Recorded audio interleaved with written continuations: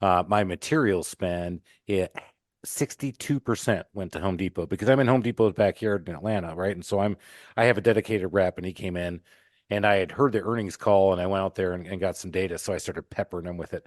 And sure enough, what's happened was there was a spike in DIY for the last 2 years.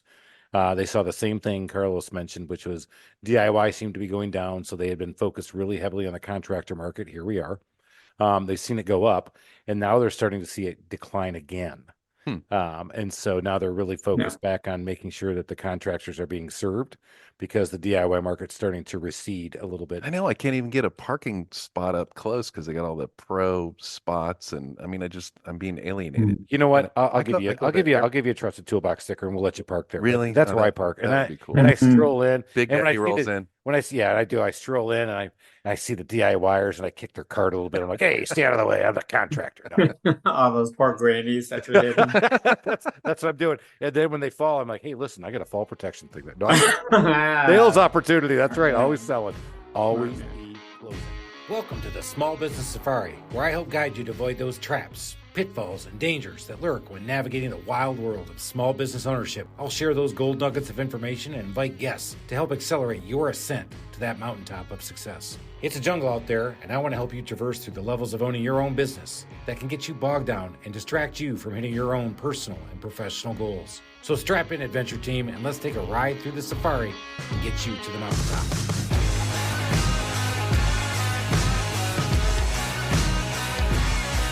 Alan, here we go. I'm afraid to even say that I'm going to have a beer on this one because this would be like going back to college again and trying to go to class at that class you're not supposed to be in. That's that grad class. A little hungover. And a little hungover and going, you know what, hair of the dog. You're like, I don't know if you're going to be able to understand all these words because today, Alan, we're stepping our game way up.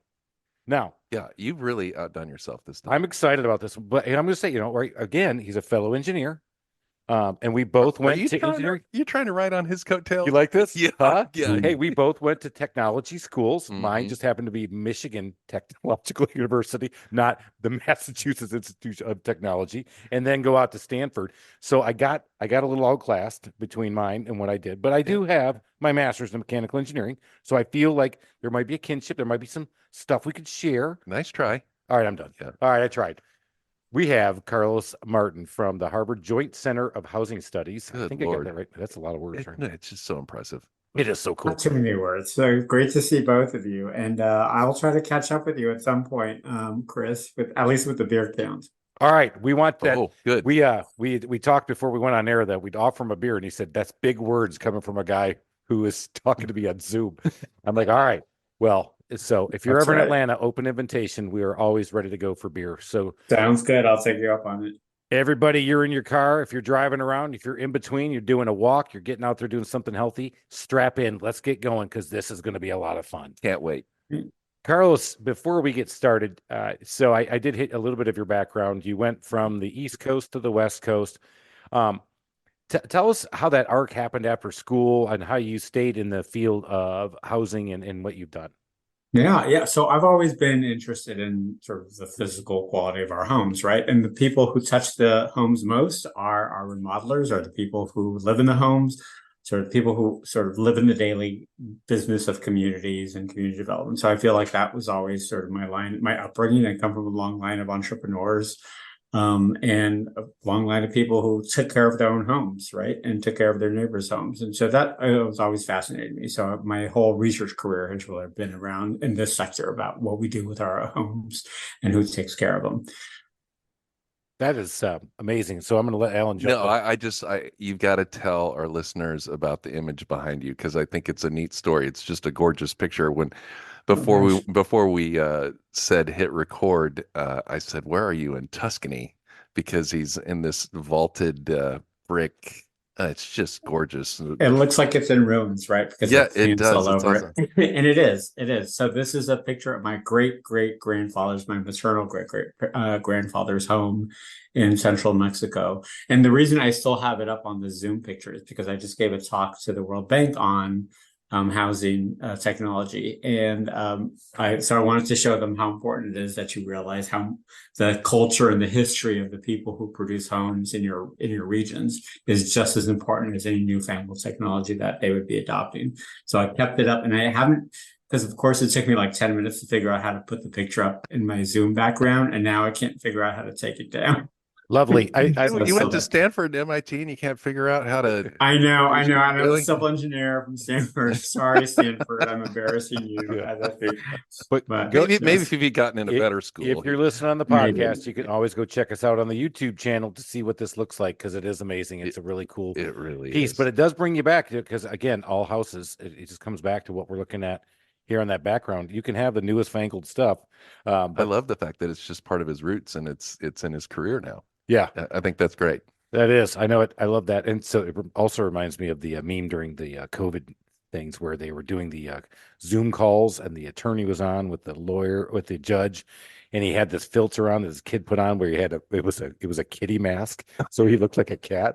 And the judge kept saying, "Sir, can you please remove that? Can you please?" And he kept going, I apologize, Your Honor. I don't know how to. And I'm like, I know you don't, because I don't either.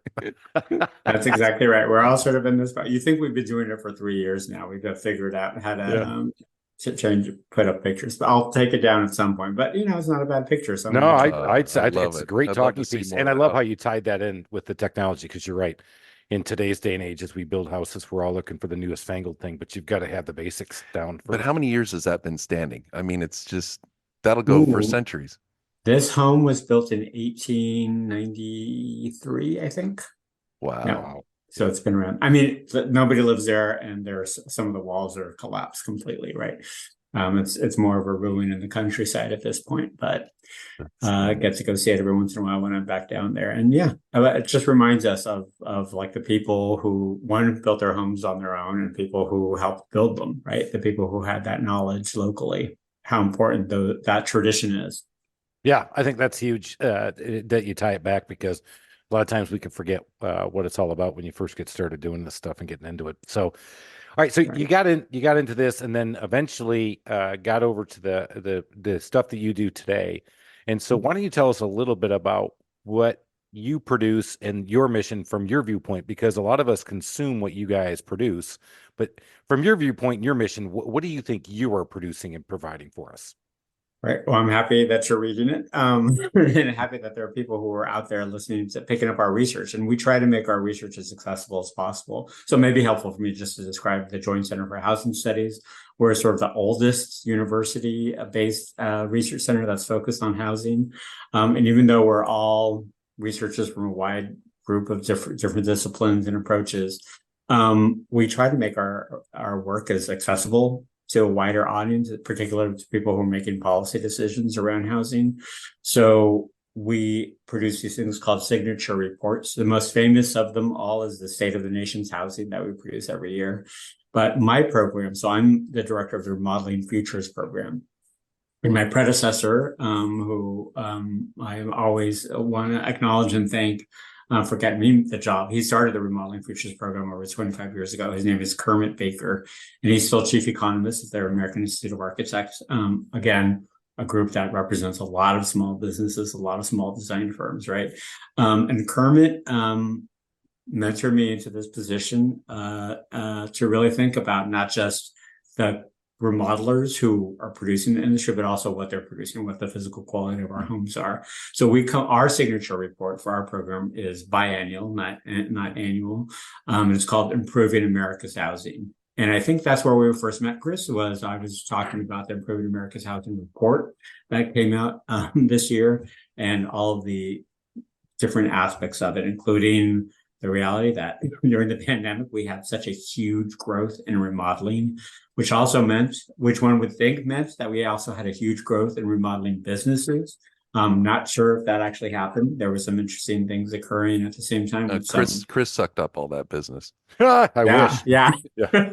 There was a wide swath of stuff that was going on there. And so I encourage people to read that report and certainly read the next one where we're talking about what's happened in the post-pandemic world, which should be out in 2025. Coming out in 25. Yeah, we do it every 2 years. So the current one was 2023.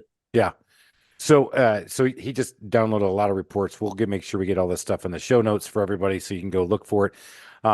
And so I love how humble he was about it. I'm so glad that people actually read this. But I can tell you, I know no less than two national organizations that absolutely not only suck this stuff in, but regurgitate it and reuse it. National Association of Remodeling Industry, of course, and the National Association for Realtors also uses this data. So you see it widespread. And for me, that has helped me with my strategic planning in my own business here in Atlanta.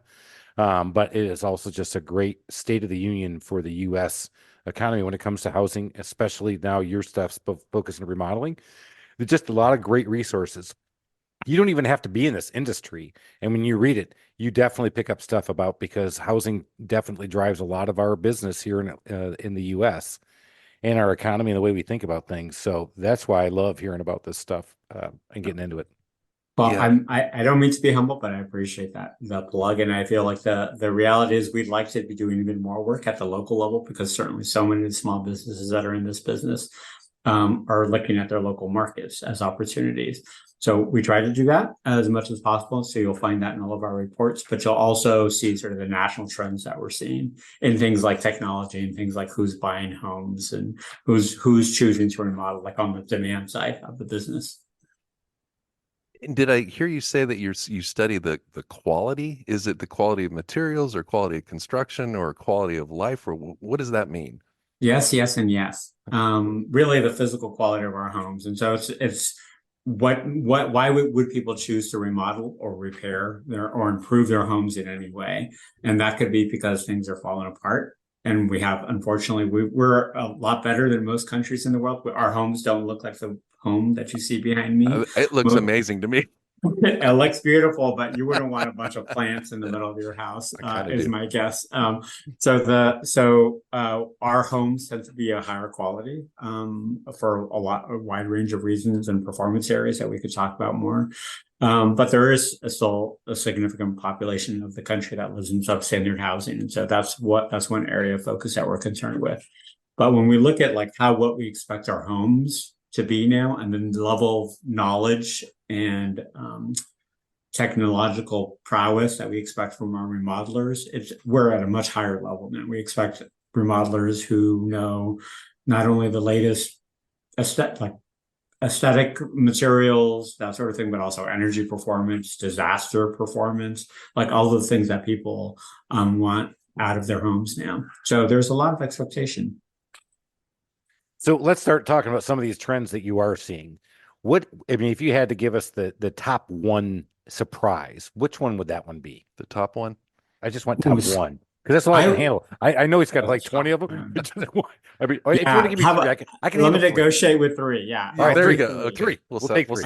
And this actually came out in our last Improving America's Housing report. The three things that we're particularly concerned with. Number one is energy retrofits.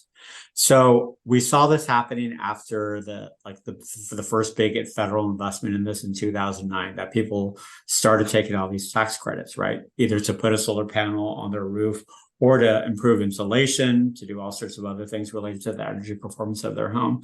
So it took a big boost in 2009, 2010, and it pretty much stayed there. About 30% of projects have some of that kind of energy performance benefit to them. Now we expect that to grow even more, mainly because of all the rebates and tax credits that have come out in the recent legislation. We have about $9 billion worth of rebates alone that have been allotted to states, and those states will be coming out with their programs. And who does that work? If I'm in the business and I'm not going to do my own electrical work, it's going to be a professional remodeler or electrician or repair person that you're going to hire. So that's going to be a really important growth area. The second would be this issue of disasters. Unfortunately, we've had a record number of disasters that created over $1 billion in damage this year. I think we're up to 23. I always forget the number because it keeps changing. A new number keeps adding to it. And it's not just U.S. or worldwide? Just in the U.S. Okay. Only in the United States. And yet we keep moving to Florida. So we want to support our Florida brothers and sisters, and so hopefully we can figure out a way so they Hey, can easy live there, there. Georgia. Georgia's getting pounded too, my friend. The Georgia Got coast, a huh? tiny little coast. We're fine up All here. right. We're at All right. 900 feet. But I want to make That's sure we get right. that number out. So this year alone, here, well, we're almost to the end of the year in 23. You said, do we set a record for disaster relief funds? Not a relief fund. So part of the challenge is, of course, that the long-term relief funds have a lot to do with Congress doing special appropriations on top of that. So that'll be a little more complicated. And so I would say it's a record number of disasters that are over $1 billion of damage. Wow. Yep. That's I remember you had said that, and that's a staggering number. And I think I'm gonna put words in your mouth. You attribute that to a lot of people have moved to the areas where disasters happen more. And Yeah. so we're attracted to Florida. Alan, you're getting kind of that age. Yeah, I'm feeling the call of the siren to the villages. That's inland enough. There's a lot of that happening, and unfortunately, homes are worth more now than they ever have been in the past. And so, a lot of the damages are just because there's simply more homes that are higher value, more buildings that are higher value.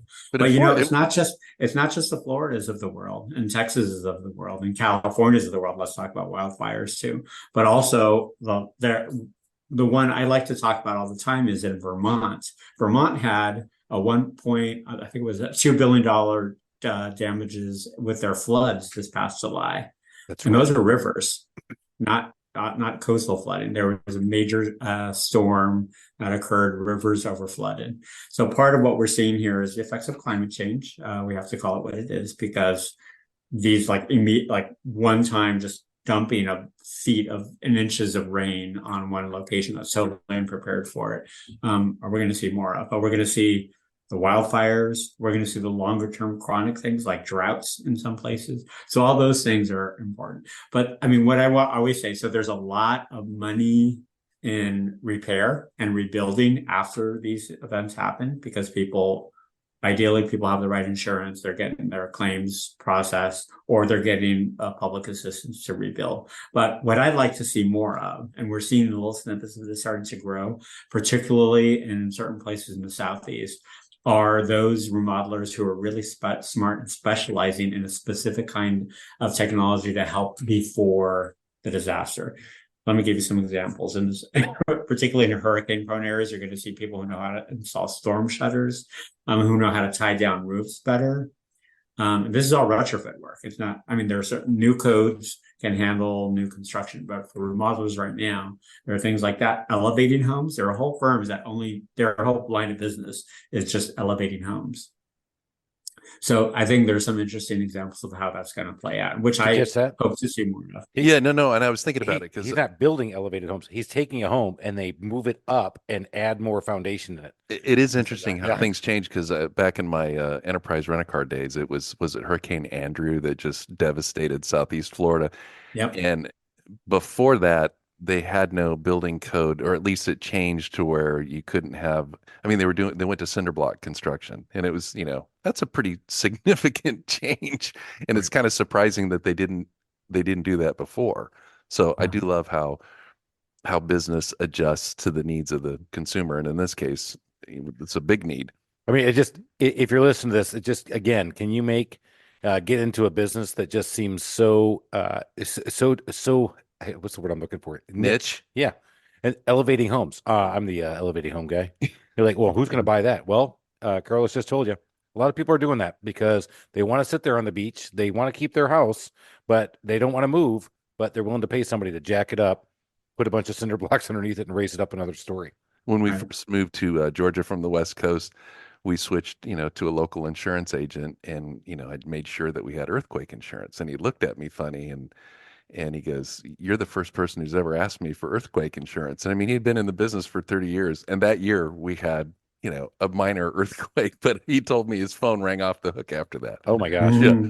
Yeah. All right. Yeah. So And that's that's, the I mean, that's disasters. ideally it reduces your insurance premium too if you're doing these things, or it makes you accessible in places like Florida where a lot of people are losing coverage completely. Yeah. It allows you to buy insurance. So, yeah. And then same thing happens with fires. There's a whole crew of specialists in California and Oregon now of specialist remodeling firms who will come and do an assessment of somebody's house and say, this is what you could do to help prevent, at least fireproof, if I could use that word, your house a little bit better.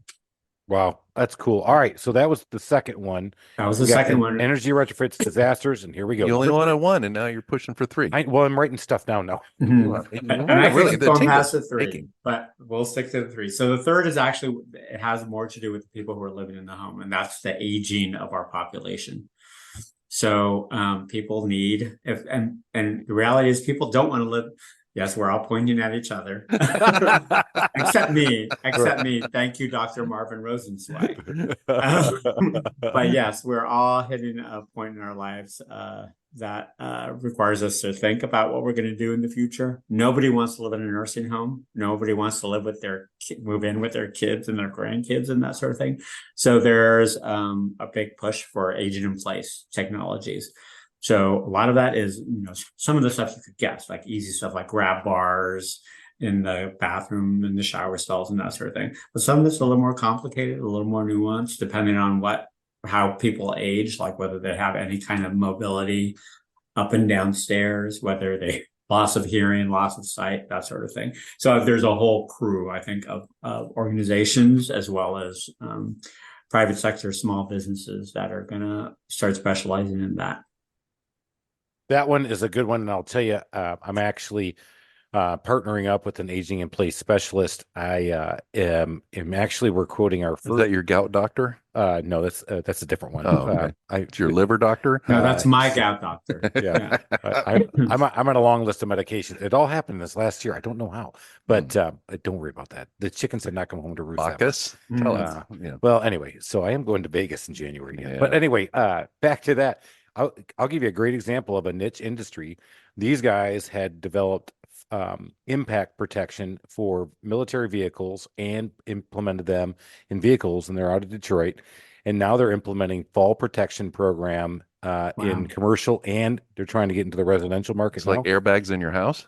So no, what it is a floor you put in, and it's actually, it doesn't feel very comfortable, but it almost eliminates concussions if you fall. Oh, wow. And it minimizes bone breakage.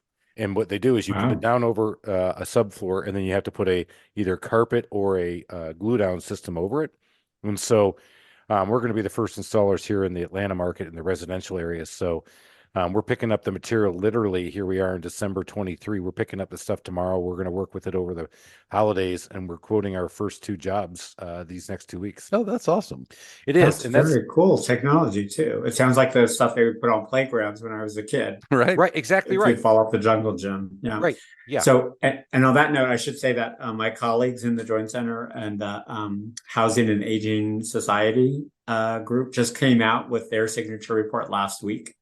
Called Housing and Aging Society. And it talks about some of the technologies, but really about who the people are and what the reality is in this country. We're becoming an older population. And again, I'm going to keep mentioning this. This stuff is all available to anybody who wants to get it.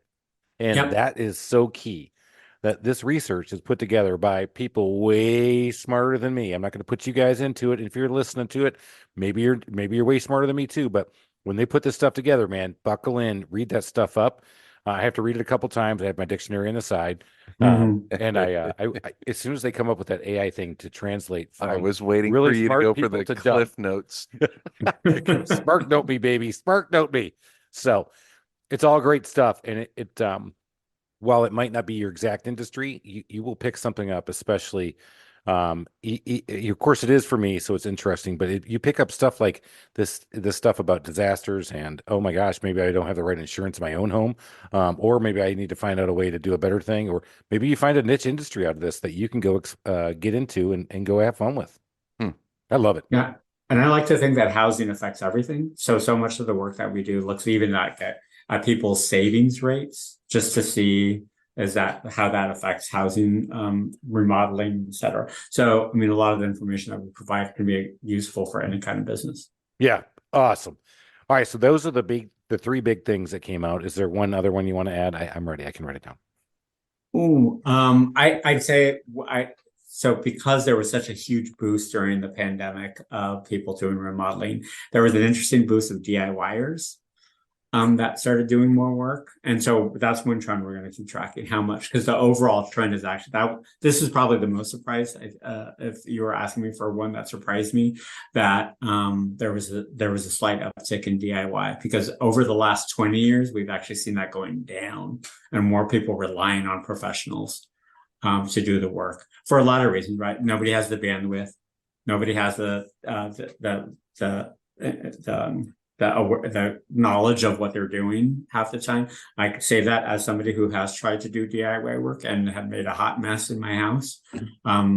Do you rely on like Home Depot and Lowe's and other organizations like that for some of that information?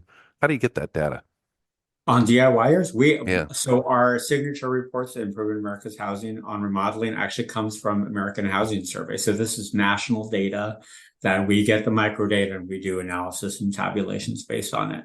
So sometimes we'll use some proprietary data. We won't use an organization like Home Depot or Lowe's proprietary data, obviously, and disclose that to the world. But occasionally we do have folks like Home Depot and Lowe's who have both been on our policy advisory board for the Joint Center for Housing Studies, but they can't disclose certain things, right? Because they're a publicly traded organization. But we do take proprietary information on occasion. So I like how you played it down the middle, but I'm not going to. So because I'm this year we're going to end up at $6.5 million in revenue. My material spend, 62% went to Home Depot, because I'm in Home Depot's backyard in Atlanta, right? And so I have a dedicated rep, and he came in, and I had heard the earnings call, and I went out there and got some data, so I started peppering them with it. And sure enough, what's happened was there was a spike in DIY for the last 2 years. They saw the same thing Carlos mentioned, which was DIY seemed to be going down, so they had been focused really heavily on the contractor market. Here we are. They've seen it go up, and now they're starting to see it decline again. And so now they're really focused back on making sure that the contractors are being served, because the DIY market's starting to recede a little bit. I know I can't even get a parking spot up close because they got all the pro spots, and I mean, I'm being alienated. You know what? I'll give you a trusted toolbox sticker, and we'll let you park there. Really? That's where I park, and I stroll in. Big Daddy rolls in. When I see, I stroll in and I see the DIYers and I kick their cart a little bit. I'm like, hey, stay out of the way. I'm the contractor. All those poor grannies that you're hitting. That's what I'm doing. And then when they fall, I'm like, hey, listen, I got a fall protection thing. Sales opportunity. That's right. Always selling. Always be closing. All right. So, Carlos, so that's me not playing it down the middle. But you did talk about that. There was an uptick, and now it's starting to recede again, as people are starting to realize again. I probably don't have the skill set. I don't have the bandwidth, but I have, even though inflation's eaten into my pocketbook a little bit, I'm still making a decent amount of money, and I've got a lot of value in my home still. So as you look forward to 24, I know we can't predict things, but what are you seeing? What are some trends besides this? What are some things we should be watching for? How many can you list? I could go on endlessly. I'm going to keep going on those three. Five. So those 3 or 4. Okay, take it. But yeah, I won't go endlessly. I mean, one thing that we do at the Remodeling Futures program, we do a little projecting, we do a little estimation, we do a little crystal balling. It's called the quarterly data point that we put out is called the LIRA, the Leading Indicators of Remodeling Activity. And again, all of this information is public. Anybody can look at our website and get all of these reports and all of these data.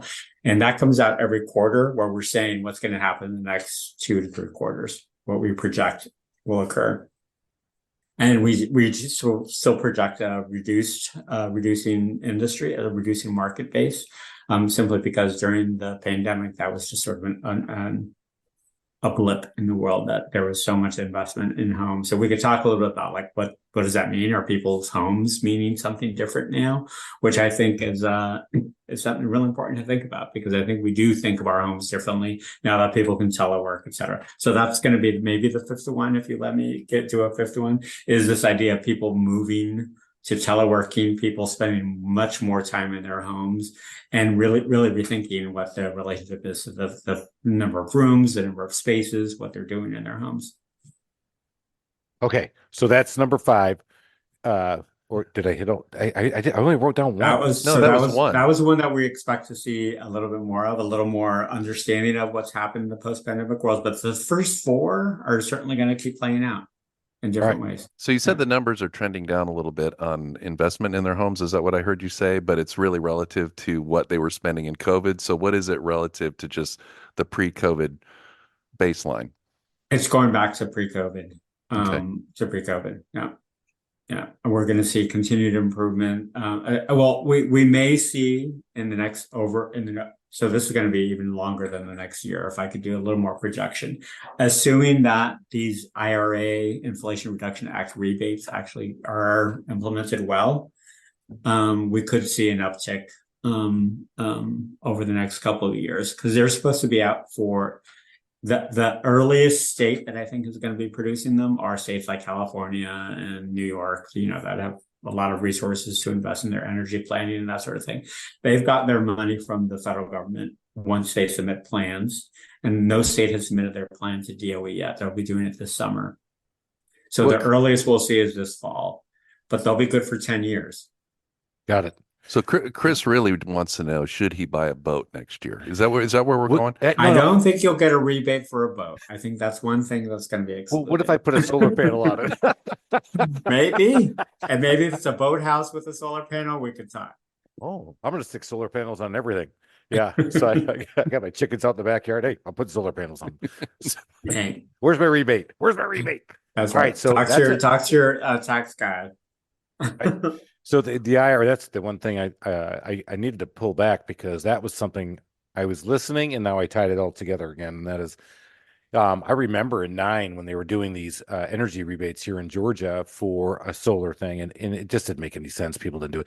Or moving to electric water heaters, your local power company, we have a big one here called Georgia Power, would give you a rebate if you did it. But those all kind of went away. And so what Carlos is saying is they're all coming back. That was part of the act that got passed, but we won't see a lot of this until the fall of 24. Is that what you're saying? Yeah. That's likely when you're going to start seeing states actually developing their plans and offering the rebates to people. But it's a point of sale rebate. And so if the point of sale is your retailer of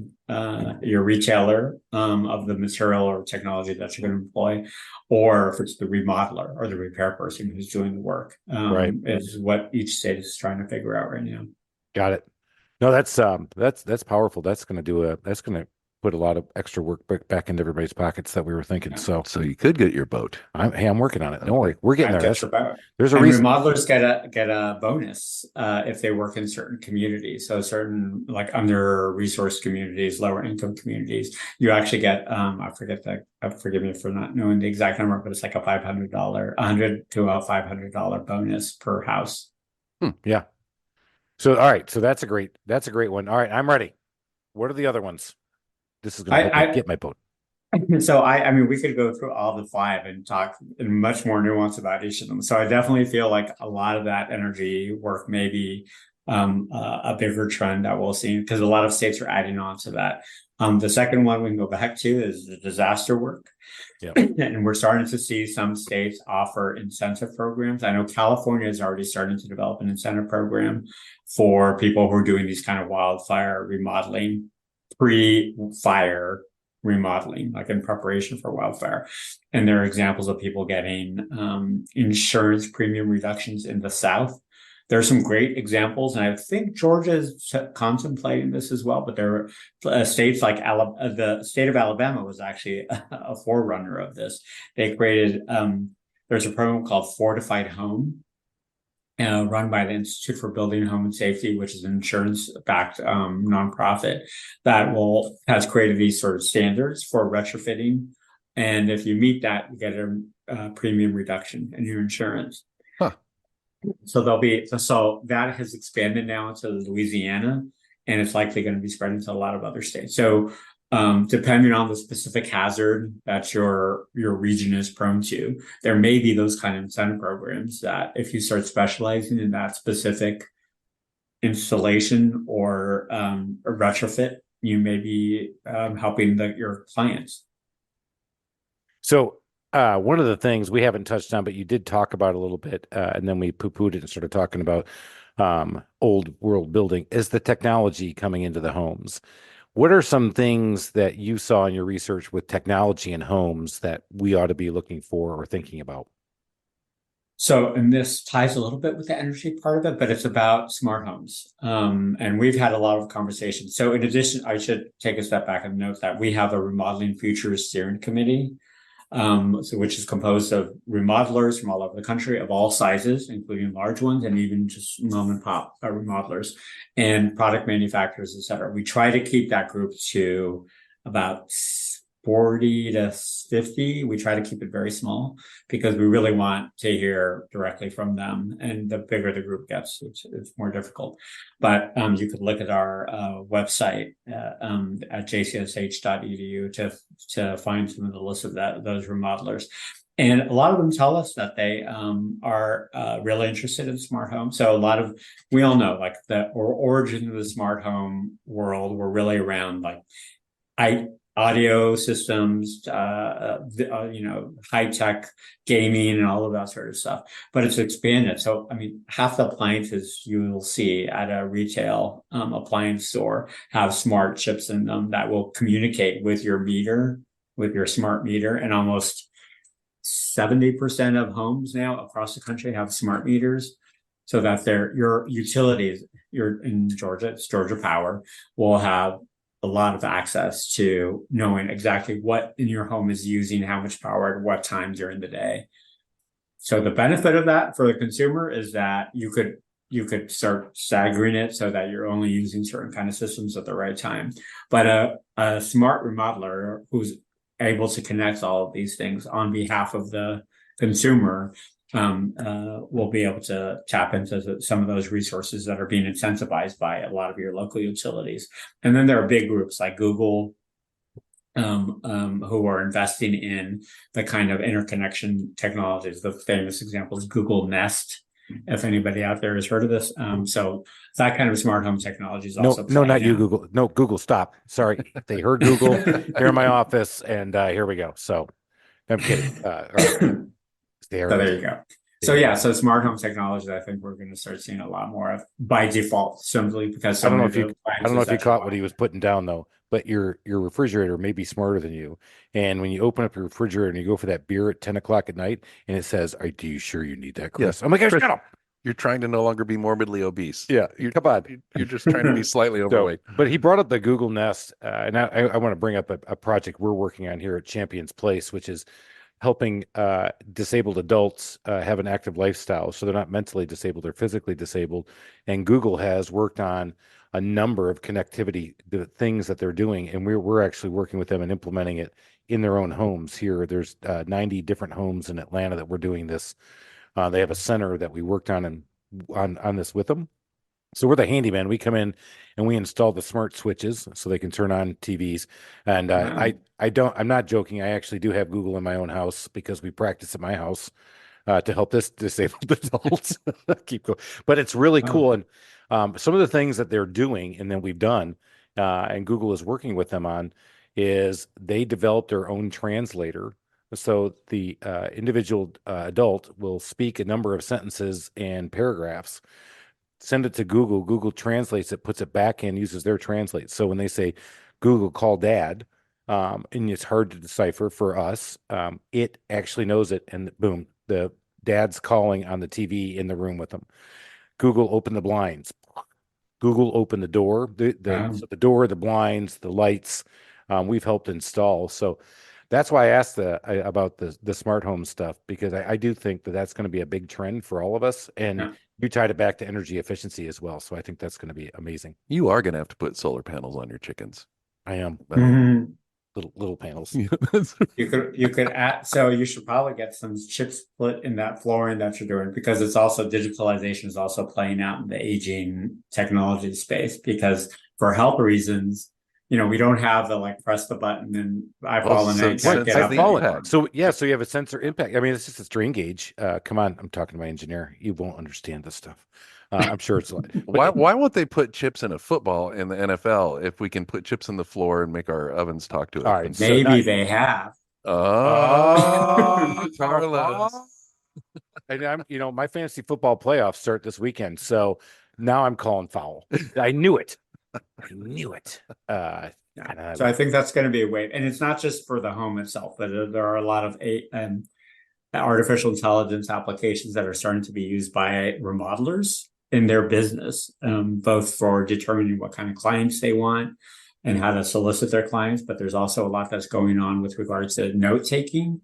So you could have, instructions to your crew or your trades superintendent, and the notes become automatically documented. So there are a lot of real interesting things like that are starting to play out that we're seeing happening. So Carlos, when you're talking about all this stuff, which it's amazing, what keeps going through my head is, the cost of materials are still high. Chris is jacking his rates every other day. We're paying for this technology, and yet Daddy needs a boat. Daddy needs a boat, and yet affordable housing is a big issue. And how do we reconcile all that without the government having to stroke a check every time we turn around? That's exactly right. I mean, you're talking about the two supply constraints. The material supply constraint has gotten a little softer. We've stabilized. We don't have the volatility that we saw during the pandemic, right? Across all materials, But the labor side is the big question. I think that we're going to be tracking on the supply side. The same thing with the low carbon footprint and sustainability. I mean, all of that right now is it's more expensive. Well, and Carlos hit on it. The labor is just not coming back into the market, and that's the other problem. So I'd love to work on affordable housing, but I don't know if I have the people available to me to be able to get into that market and with the skill set to do it. With the skill set. Well, and that leads to another question. So I'm in commercial real estate, and you drive out any interstate around Atlanta, and you just see these massive warehouses, and they're further and further out there. Governor Kemp's done a great job of landing just massive multi-billion-dollar projects, battery plants, EV vehicles, and they're in these areas where I'm like, who's going to work there, and where are they going to live? And are we as we are bringing more manufacturing back to the States, or are we going to go back to the what did they call it when the automakers built the little neighborhoods around and they had the company towns? Towns, that's right. So I mean, that's like crisis number one, right? So if I'm taking an even further step back from the remodeling futures work, if you read any of the Joint Center for Housing Studies signature reports, we talked about the affordability crisis in this country. We've never seen this level of inaffordability in history in this country, that's a frightening thing, right? Because then people can't afford to buy a home, but people can't afford to leave their home, right? Because they don't have other options financially. So for the remodeling futures work, it's an interesting thing, because if people know that they're staying in their homes longer, they may be investing in their homes, right? They may be willing to do more remodeling and repair work because they see the benefit of staying in. And the reality is we usually saw most of the remodeling work occur right after somebody had bought a home or when they were preparing to sell the home. Mm. So now we may be seeing that transition. That's well beyond the next 3 to 4 years. That could be in the next 10 years, sort of looking at our crystal ball about what longer term demographic changes we're seeing in this country because of that lack of affordability that will affect the remodeling industry. That's a lot to take in on that one, because we'll see it short term. Like you said, interest rates probably maybe a small pullback. I just saw a report before we got on that interest rates came down under 7%, which, for a lot of people are like, oh, wow, finally they're getting back to normal. I'm like, no, hang on there, big guy. Yeah, right. When you're our age, you're like 7% was a good number back in the day, man. Remember? I wonder if we're going to see that correction where people were going to just find that a new norm next year. But you still hit on it. It's the affordability of homes, because home values are not going down. I mean, this has historically been very appreciated expensive to build, and the cost of land development, everything. That's exactly right. If we had more housing building across the country, we would be helping address that issue. But a lot of places are built out. They're built out with single family homes they're in places that don't allow more density to be built on top of that. So we've sort of bought ourselves a bad problem, right? If you're currently a homeowner, though, you're sitting on at least a nice pot of money right there. Your equity is higher than it's ever been too. So let me ask your perception on that one, because this is one I actually just kicked this around with my financial planner this morning. So do I have a lot of equity in my home? I do. I've been in my house now for 22 years. But what am I going to do with it? Well, nothing, because if I sold my home now, I would have to buy something smaller because I'm downsizing, but I'd have to pay probably more, and actually maybe even have to take out a stupid mortgage that I don't have. So tell me, what is the mindset of people when you think they have the home value? Are they spending more, or do they use that as a factor in their decision making on buying or purchasing or renovating? So we thought we'd see that pattern happening over the pandemic, that we'd see people using more of the equity in their homes. And there was a certain uplift of people using equity in their homes, but it's still the same pattern. The vast majority of people who invest in repair and any kind of improvement and retrofit of their homes are still using their own cash savings and not tapping into their equity. People only tap into equity when it's a huge project. We're talking over 50K kind of projects. And there's actually a section of our Improving America's Housing Report that came out this year where we talked specifically about the financial tools. And we were, I guess we can't say we were surprised, because that's always been the trend since we've been tracking where people are, what kind of financial resources people are using to pay for remodeling. But we thought we'd see a little more shift in that. So you're saying if it's over 50,000, people are pulling equity out of their home, and they're willing to do it because they're not moving. But under the bigger 50, the project, the more likely they'll tap into because they need to, because most people don't have 50K, 100K lying around, right? No, that's a number, yeah, so, for sure. Yeah. But when you're doing a small repair, somebody was telling me, well, you've got all this value in your home, so they're going to do the repair. I'm like, that is, or I've got so much money in my stock portfolio that I'm going to do this repair. I'm like, but if you're paying cash for it, how does that make your decision easier? That's the thing. I can't put those two, I can't connect those dots. Yeah. That makes sense. Yeah. I think it has to do with psychology. Carlos got it. I didn't. Yeah. I gotcha. It's us engineers. We understand each other. Thank you. Yeah. I bring him along. I'm just gonna stay over here and bring finger. I'm gonna finger paint. Here we got the coloring books over there. Yeah. Snowflake. All right. That's right. Okay, knock yourself out. But yeah, so I think the challenge is there's a psychology with people willing to wait, thinking that they're not going to do a project in their home until they have the money in hand. Right? For them, it's almost like a purchase of something inside their home. It's almost like a purchase of an appliance. And this is founded on completely nothing but my own anecdote and my own understanding of how decision-making processes that people go through. But I still think that on the whole, they still think of it as a purchase. So they need to have the cash savings or use a credit card and that sort of thing, rather than using a special financial tool. Like they'll only use a special financial tool when they're purchasing the home or when they're purchasing a car. But beyond that, there's sort of a fear of taking on too much debt. I'm in alignment with that. And that's what I was thinking as well, is that if I have the money, I'm going to do the job. It sounds way too responsible for what I know about the average U.S. consumer. Well, that's true. Doesn't it? Well, I'm going to give my credit card. I'm offering financing. Don't get me wrong. Hey, dude, we're offering financing every time we talk to somebody. Trust me. Especially right now, because we have 3 different kinds of customers. Which bucket? And now you know how to ask about or talk about financing, because of the podcast. I have learned how to sell financing, not the Chris way, because I was really bad at it before. Because for 14 years, Carlos, I would come in and say, well, we're looking at this, Mr. and Mrs. Jones, we're probably gonna do the bathroom. They go, how much? I said, well, it's between 20 and 25,000. Oh, that's too much.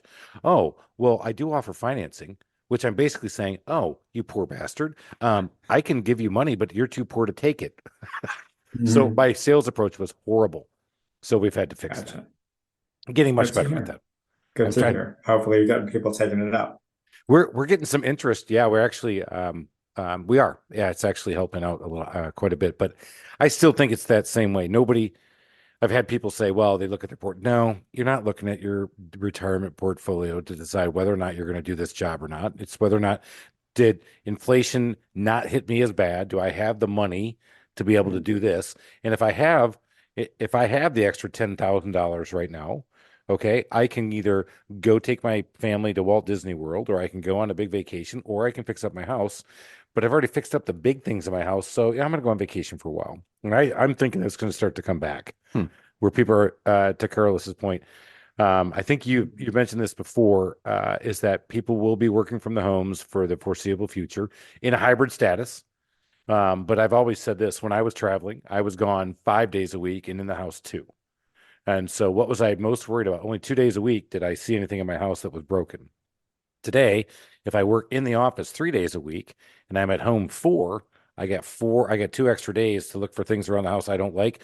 Or back to your point, I experience my home differently. I need that office. I need that space where I can lock the kids out because I haven't built any kid cages that you guys know about. I only build doors to allow people to close off themselves into offices.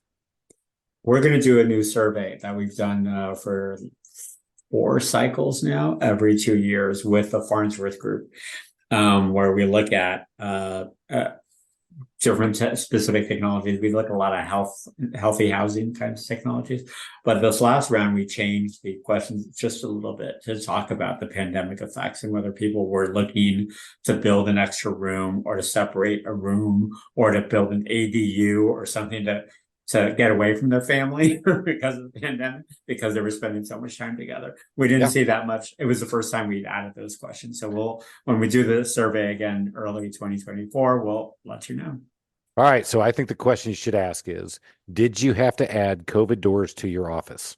Because I can't tell you, we must have put in close to 30 different sets of French doors in offices that had been cased opening before, but they literally had to do Zoom calls and stay at home, but they had to keep the kids out of the office. So we were putting in the 15 light French doors from Geldwin. We put in no less than 15 of those. Well, we saw the same thing in commercial real estate, somebody looking for, some suburban office. And the trend for a while was the big open spaces and the collaborative spaces and no doors. And then all of a sudden it's like, we want a lot of separate offices, and we want our own separate entrance. We don't want the elevator in the middle of the building. We don't want to be around all those other disgusting people. Oh, Carlos, this has been amazing. It was a lot of fun. Yeah, well, I had a lot of fun too. I think Alan did. It'd have been more fun if you'd had a beer. I was going to say, I'll send you at the end of this. I'll send you my address for you to send me a case. All right, done. I'm sending you. Are you a wine drinker? Yes. Okay. I'm also a beer drinker. I'm also whiskey. I'm bourbon. Good. You're our kind of people, Carlos. As one of my friends like to say, if you can see the bar behind us. He said, you definitely like to work your way across the bar. Yes, I do, my friend. Exactly. So, depends on what I'm eating. All right. That's right. You guys got to pair it correctly. Right. Carlos, how can people find you? How would you want people to find you? And I know we're going to push out your studies, so this is your time to plug it up. Hey, we'll definitely go to the Joint Center for Housing website, and that would be jchs.harvard.edu. And so all of the reports that I've talked about, we actually have data that you could download yourself on all range of all sorts of things, including consumer finance, including demography that could be applicable to any kind of small business locally. But it's jcsh.harvard.edu. And that's, you could see my picture there too. Awesome. Thanks again for coming on, but we're not going to let you leave until we ask our famous 4 questions. All right. The first one is, give us a book you would recommend to our audience that you've recently read or you think would be just really cool. Great. First I would say Improving America's Housing, but that's more of a report, not a book. So I'm very old school about this. When I talk about housing, I like to refer back to House by Tracy Kidder. I don't know if you remember this. Tracy Kidder also wrote a book about the advent of the computer and that sort of thing. But Tracy Kidder wrote a book called House about housing, building their own house. So that's a fun book because it also is about the interaction they had with their remodeler, with their builder, who was a small builder. So it's a good book. I do know this one now. I did not read it, but yes, now you reminded me of that one. So now you got to read it. It's about 25 years old now. Yeah, I want to say. We said old book. I was kicking all the way back to before I was born. Yeah, printing press instead of in my prime old. I was going back to when I was young. Yeah, I like it. Beautiful. Well done, Carlos. Well done. Okay. The next question is all right. Question C. I just lost my mind on that one too. What is the favorite feature of your own home? So I have the house that I own is in Washington, D.C. and it's a condo. And what I like about it is that it's fairly open space, which gives me a lot of flexibility to make changes to it. So I like kind of open plan. So there's plenty of room for that case that Chris is going to send you. Plenty of room for the cases. Thank you. Oh my God, he's doubling down. I love this. All right. I thought you were doing one beer, one wine. Just for the record, everybody, I don't make one dime off this podcast, but I am going to spend, and I'm going to get Carlos something. I've already got an idea. So that's my friend. Wait till I come to Atlanta, and then we'll go out to a bar. I love it. No. I'm getting you something. We're good. All right. So one of the things that Alan and I are very fond of is we believe passionate about is our customer service, the way we have built our businesses. And Alan being a serial entrepreneur and now in the commercial real estate business, we are very passionate about customer service. So what is a customer service pet peeve of yours when you are out in the marketplace and you're the customer? I have a couple. And I could say as a client of remodelers, I could say this. And so I'm going to combine two because I think they're related. One is responsiveness and one is transparency. So I would combine those mainly because you want to know what the status is of your project, right? And I would be perfectly happy with somebody telling me, look, the supplier of the cabinetry that I wanted to put in screwed up. I have another week. Like just tell me what the status is. I'd rather have that kind of information so I know.